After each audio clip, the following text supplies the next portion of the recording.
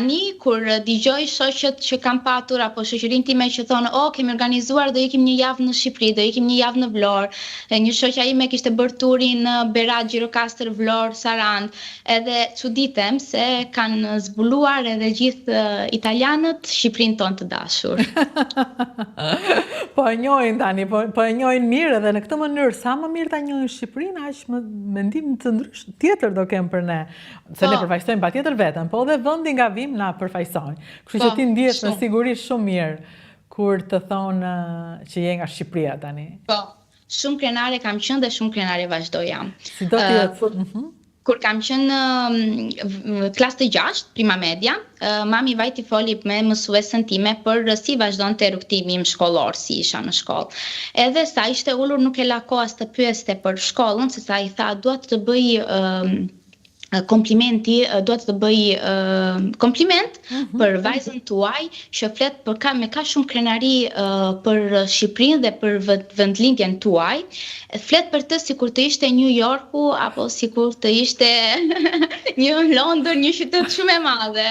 Edhe përkundra sikur fëmijët e emigrantëve të tjerë ndjen çiksi më të shtrydhur dhe evitojnë të flasin për vendin nga kam prejardhjen.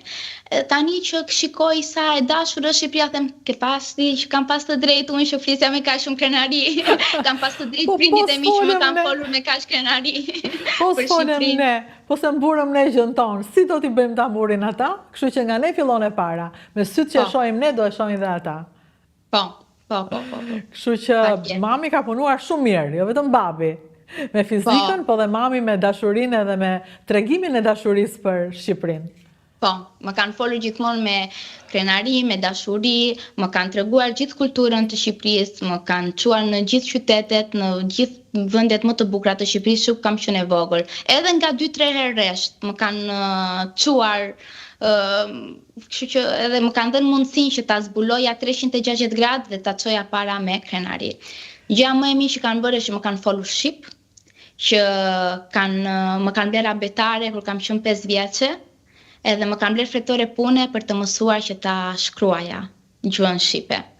Edhe më vjen shumë inat, le të themi në thonjza, edhe më vjen shumë keq kur hap televizorin shqiptar, edhe dëgjoj që në 4 fjalë 3 janë anglisht, 1 është italisht, edhe ndoshta e 5-ta është shqip.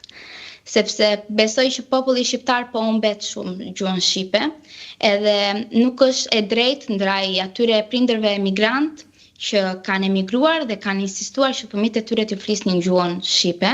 Nuk është e drejtë ndaj komunitetit, ndaj popullit arbëresh që ka ikur këtu dhe 500-600 vjet më para, edhe vazhdojnë dhe flasin gjuhën shqipe dhe ti kur i pyet çfarë flet të përgjigjen unë flas shqip. Se mund kështu flasin. Edhe nuk është e drejtë, që do doja shumë që në Shqipëri, përveç krenarinë e vendit të bukur, vendin e bukur që kemi, po të fillojnë të kishin prap krenari për gjuhën shqipe, ta flasin prap sakt gjuhën shqipe. Faleminderit. Se po flasin. Shumë kënaqësi kur e dëgjoj thënë kaq bukur. Faleminderit. Më tregon në fund për ëndrat e tua për dijen, si e mendon, derisa do vendosësh ku do specializohesh, çfarë ëndre ke më pas, si vazhdon? Ëndrat e mia janë 2. E para është që të arria të vazhdoja mësuesin po në universitet që të bëhesha pedagoge në Firenzen tim të dashur, por është një rrugtim shumë i gjatë, është një rrugtim që ka nevojë për kohë, ka nevojë për disa angazhime ekstra, se sa të mbaroj edhe specializimin e të arri të futem në një azient, qoftë në një vend tjetër, në Londër, në Zvicër, në Amerikë, kudo që të jetë. Urat e botës janë ku mund të arrijnë janë shumë të mëdha. Edhe ëndra tjetër që lidhet me realizimin e punës është të krijoja një startup me kolegët e mi universitar, e flasim shpesh, duher kemi një ide, kam 2-3 shoqe në fakultet që kur flasin themi po sikur të krijonim këtë, po sikur të krijonim atë. Jemi akoma në fazë studimi. Kur kemi filluar universitetin, imagjinonim të arrinim të krijonim ndonjë aplikacion që ti të flisje shqip, edhe shoku t'i vente menjëherë anglisht përkthyer, kështu që të kishte një përkthim direkt. tani është e realizuar, kështu që duhet të angazhojmë që të realizojmë ndonjë gjë tjetër, të idealizojmë ndonjë gjë tjetër. Edhe gjithmonë botën e inxhinierisë biomjekësore për të arritur e për t'i dhënë një mënyrë të re të mjekësisë, një mjekësi të re botës.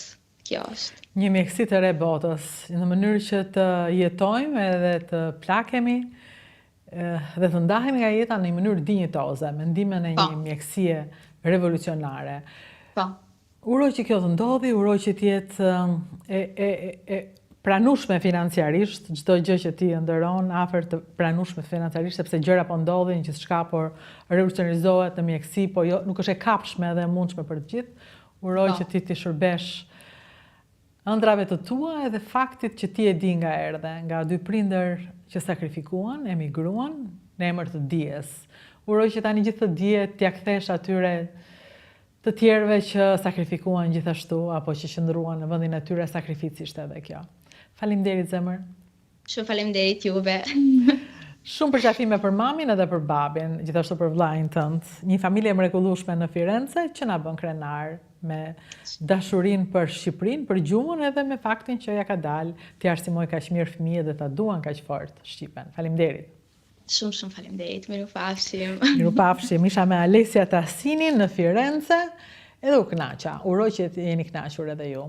Dritare Televizion dhe Rudina Xhunga janë dy kanale që janë këtu pikërisht për këtë lloj kënaqësie, që është kënaqësi njerëzore, që nuk ka të bëjë me atë kënaqësi materiale, ç'a mora unë, ç'a përfitova unë. Përfitova kënaqësi nga njoja me një individ që e do gjuhën time dhe që e do vendlindjen e saj dhe timen. Kjo është e gjitha.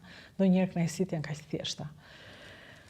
Regjistrohu të Dritare Televizion dhe Rudina Xhunga, bëj një subscribe, se s'të gjenj gjë po e bëre. Po bëhet tani.